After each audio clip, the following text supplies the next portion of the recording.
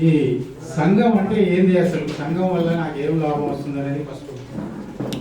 సంఘం అంటే ఒక యూనిటీ, ఒక ఐక్యమత్యం. సంఘం రిజిస్ట్రేషన్ చేసుకొని సంఘ పాలక వర్గంగా ఒక ఆఫీస్కు కానీ లేదా ఏ విషయం మీద మాట్లాడినప్పుడు కానీ దాని హోదా వేరే ఉంటుంది. ఒక వ్యక్తిగా మాట్లాడడానికి ఒక సంఘ అధికారిగా అంటే సంఘ యొక్క కంపెనీ సభ్యులుగా మాట్లాడినప్పుడు దాని బలం అనేది వేరే ఉంటుంది. కాబట్టి సంఘము ఏర్పాటు చేసుకొని సంఘంలో ఐకమత్యంగా ఉండుకుంటూ సంఘ అభివృద్ధికి తోడ్పాటు చేసేటువంటి భావనతో ఈ సంఘాలు ఏర్పాటు చేయడం జరిగింది. సహకార సంఘాలు, రకరకాల సహకార సంఘాలు ఉంటాయి. అలా మత్స్య సహకార సంఘాలని, గౌడ సంఘాలని, ఇది గొర్రెల పెంపకదారుల సహకార సంఘాలని, ఇలా ప్రతి ఫీల్డ్లో అంటే ప్రతి రంగంలో కూడా సహకార సూక్తి, సహకార సూత్రం అనేది ఇమిడి ఉన్నది. రెవెన్యూ శాఖలో రెవెన్యూ సహకార సంఘాలు ఉన్నాయి, ఎంప్లాయీస్లలో ఎంప్లాయీ సహకార సంఘాలు ఉన్నాయి, ప్రతి సింగరేణి మీద కూడా సింగరేణి ఎంప్లాయీ సహకార సంఘాలు అనేటువంటివి ఉన్నాయి. సహకార సంఘం, సహకార శాఖ యొక్క ఈ పనితనం అనేటువంటిది అన్ని శాఖలకు ఇమిడి ఉన్నది. ఈ సహకార సంఘాలలో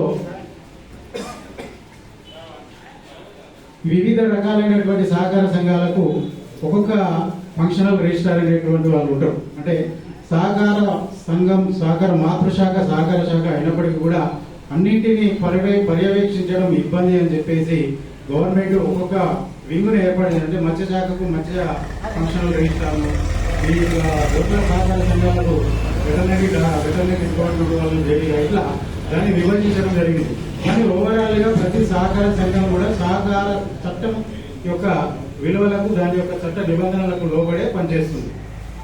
ఈ విధంగా ప్రతి సహకార సంఘం యొక్క మనుగడ సహకార చట్టము మరియు సహకార యొక్క బైలా, మీ సంఘం యొక్క బైలాకు లోబడి పనిచేయాల్సినటువంటి అవసరం ఉంది.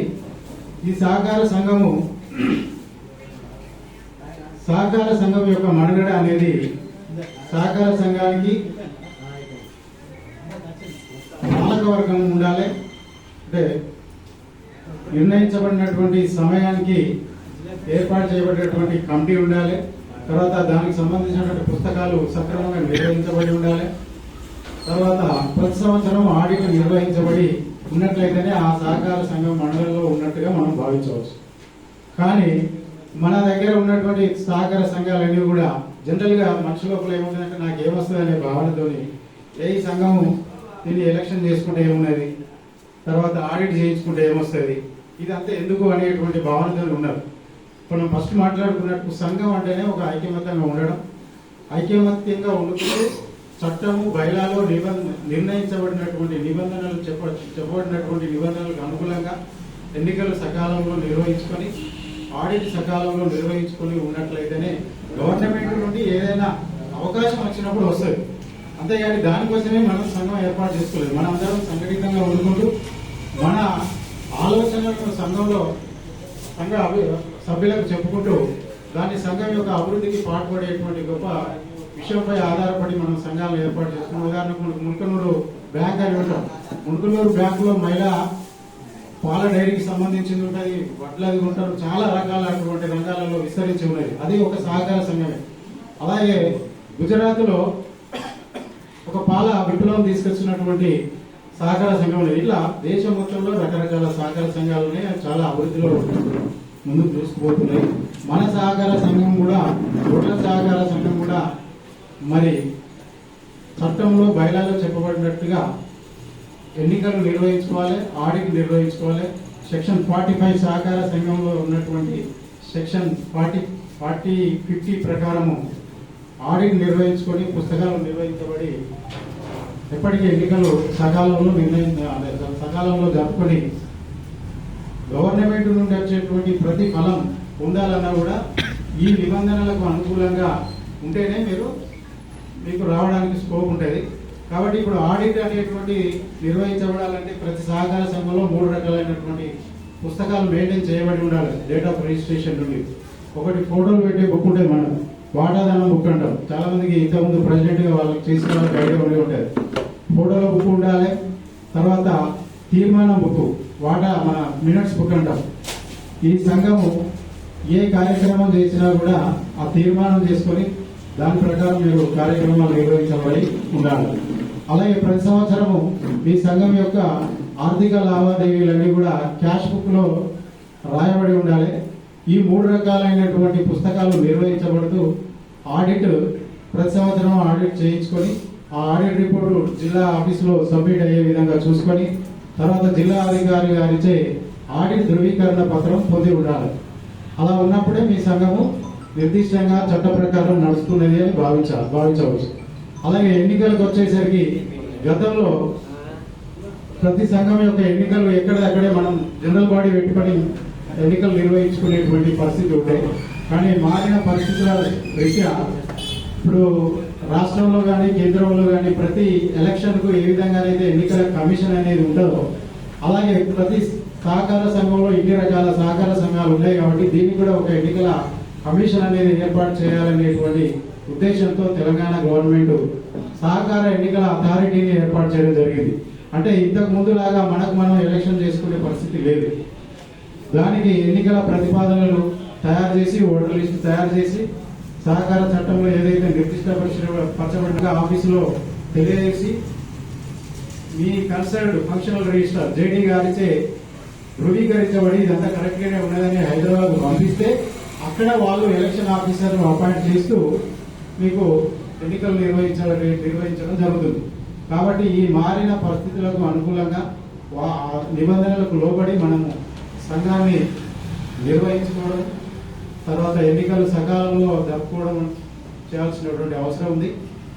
కాబట్టి ఈ ఎన్నికలకు సంబంధించినటువంటి పూర్తి ఎన్నికల ప్రతిపాదనలు ఏ విధంగా తయారు చేయాలి, దానికి ఉన్నటువంటి కండిషన్స్ ఏంటి, ఇవన్నీ కూడా సార్ జయప్రకాష్ రెడ్డి సార్ అని మనకు కరీంనగర్లో అన్ని మీ వెటర్నరీకి సంబంధించినటువంటి అన్ని సహకార సంఘాల ఎన్నికల ప్రతిపాదనలు వారు తయారు చేసి అక్కడ జేడీ గారి ఆధ్వర్యంలో పంపించడం జరిగింది. అక్కడ అన్ని ఎలక్షన్స్ కూడా కంప్లీట్ చేయడం జరిగింది. దానికి సంబంధించినటువంటి పూర్తి వివరాలు సార్ అందిస్తారు. కాబట్టి మీరు నా వైపు నుండి ఏంటంటే ప్రతి సహకార సంఘము మీ యొక్క పుస్తకాలు నిర్వహించబడాలి, ఆడిట్ చేయించుకోవాలి. ఎవరైతే మీకు ప్రతి సంవత్సరం ఆడిటర్ మేము అపాయింట్ చేస్తాం, ఆడిటర్ ఫోన్ చేస్తే స్పందించండి. వాళ్ళు వచ్చిన తర్వాత మీకున్నటువంటి పుస్తకాలు బయలాలు చూపెట్టి ఆడిట్ చేయించుకొని ఆడిట్ రిపోర్ట్ అయిపోయిన తర్వాత ఆడిట్ ధృవీకరణ పత్రాన్ని కూడా పొందవలసినటువంటి అవసరం ఉన్నది. ఆడిట్ కు సంబంధించినటువంటి సూపరింటెండెంట్ నేనే. మీకు ఎలాంటి ఆడిట్ లో ఏదైనా ఇబ్బంది ఉన్నా కూడా నాకు ఫోన్ చేయొచ్చు. కానీ ఆడిటర్ ఎవరైతే ఉన్నారో వాళ్ళు ఫోన్ చేసినప్పుడు మీరు స్పందించండి. వాళ్ళు ఫోన్ చేస్తే రేపు రా మాకు పని ఉన్నది పొలం కాడికి పోయినా అంటే 4 సార్లు చూస్తారు. వాళ్ళు 4వ సారి 5వ సారి చూసి ఒక రిపోర్ట్ రాసి వాళ్ళు ఆడిట్ చేసుకోవడానికి సుముఖంగా లేదు. కాబట్టి నేను ఆడిట్ చేయలేకపోతున్నా అని చెప్పేసి ఒక రిపోర్ట్ అక్కడ ఇచ్చేస్తున్నారు. అట్లా కొన్ని సంవత్సరాల తరబడి కూడా మీ యొక్క సహకార సంఘాలు మీ యొక్క గొర్రెల సహకార సంఘాలు ఆడిట్ చేయబడకుండా ఉన్నటువంటి సందర్భాలు చాలా ఉన్నాయి. కొన్ని సంఘాలు మాత్రమే రెగ్యులర్ గా ఆడిట్ అవుతున్నాయి. అందులో జూలపల్లి కూడా రీసెంట్ గా మేము అన్ని కొంత పెండింగ్ ఉంటే అవన్నీ కూడా ఆడిట్ చేసి ఆడిట్ ధృవీకరణ పత్రం కూడా ఇవ్వడం జరిగింది. అట్లనే అబ్బాపూర్ వాళ్ళు ఉన్నారా, అబ్బాపూర్ రాలేదు. అబ్బాపూర్ది కూడా రెగ్యులర్ అవుతుంటే అది కూడా లాస్ట్ ఇయర్ ఆడిట్ కాలేదు. దాని మీద స్పెషల్ రిపోర్ట్ ఇవ్వడం జరిగింది. ఇట్లా ఏ విధంగా ఎప్పుడైతే ఆడిటర్ స్పెషల్ రిపోర్ట్స్ ఇస్తారో అది ఆ రిపోర్ట్ను మేము అంటే పుస్తకాలు కరెక్ట్ గా లేవు అనే ఒక లిస్ట్ ఉంటుంది మా దగ్గర. ఆ లిస్ట్ లో పెట్టేసి పక్కకు పెట్టేస్తాం. మళ్ళీ మీరు ఎప్పుడో ఒకసారి కావాలని వస్తే అవన్నీ మళ్ళీ పాత సంవత్సరాలు అన్ని కూడా ఆడిట్ చేయాలంటే మీకు ఇబ్బంది మాకు ఇబ్బంది. అంటే రోడ్డు పోయేదాన్ని అక్కడ దాకా తీసుకొచ్చడం అవసరం లేదు. కాబట్టి ఏ సంవత్సరానికి ఆ సంవత్సరాలు మీరు ఆడిట్ ఏమున్నాయి సార్ మాకేం లాభం లేదు, గవర్నమెంట్ ఏం లేదు, ఏం స్కీమ్ లేదు అనడానికి లేదు. చట్ట ప్రకారము ప్రభుత్వము ఒక సంఘం రిజిస్ట్రేషన్ చేయబడి ఉన్నట్లయితే చట్టంలో మీ బయలాలో ఏది చెప్పబడిందో అంటే ప్రతి సంవత్సరం ఆడిట్ చేయబడాలి. అది లాభం వచ్చిందా నష్టం వచ్చిందా కాదు, లాభం వస్తే లాభం నష్టం వస్తే నష్టం, ఏం రాకపోతే ఏం రాలేదు అనే ధృవీకరణ చేయబడి ఉండాలి ప్రతి సంవత్సరం. కాబట్టి మీరందరూ అందుకు అనుకూలంగా మీ యొక్క సంఘాల యొక్క పుస్తకాలు నిర్వహించబడి ఆడిట్ చేయించుకొని ఎన్నికలు సకాలంలో నిర్వహించుకొని రేపు మనం ఫర్దర్లో జిల్లాలో ఉన్నటువంటి అన్ని ఈ గొర్రెల సహకార సంఘాలకు ఎన్నికలు నిర్వహించబడితేనే రేపు జిల్లా కమిటీ ఏర్పడేటువంటి అవకాశం ఉంటుంది. కాబట్టి ఆ జిల్లా కమిటీలో మీరు పార్టిసిపేట్ చేయాలంటే ఫస్ట్ గ్రామ కమిటీలో మేము ఎలక్షన్ అయిపోయి ఉండాలి. గ్రామ కమిటీలో ఉన్నటువంటి అధ్యక్షులకే అక్కడ సభ్యత ఓటింగ్ హక్కు ఉంటుంది. కాబట్టి అలా ఫెడరేషన్ ఏర్పడినప్పుడు మాత్రమే గవర్నమెంట్ నుండి ఎక్కువ స్కీమ్స్ వచ్చి ఎక్కువ లాభం జరిగేటువంటి అవకాశం ఉంటుంది. కాబట్టి ఆ రకంగా మీరు చేసుకొని మీరందరూ సహకరించి ఆ విధంగా చేసుకొని తర్వాత రాబోయే లబ్ధి మీరందరూ పొందాలని ఆకాంక్షిస్తూ నాకు ఈ అవకాశం ఇచ్చినందుకు తిరుపతి గారికి తర్వాత అందరికీ ధన్యవాదాలు. Thank you.